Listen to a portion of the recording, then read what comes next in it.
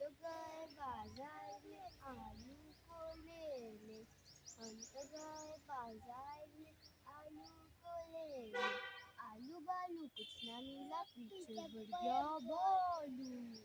रे mamma रे, भालूची गोष्ट. एक दिवस एक डिझनी प्रिन्सेस होती. तिचं नाव होतं एल्सा.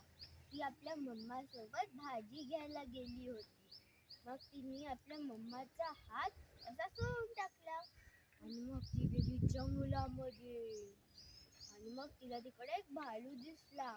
ती खूप दिवसात घेऊन गेली आणि मग ती परत आपल्या मम्माकडे गेली आणि मम्माने तिला सांगितलं की असं हात सोडून नाही जायचं, नाहीतर तुला भालू असं असं खाऊन टाकणार.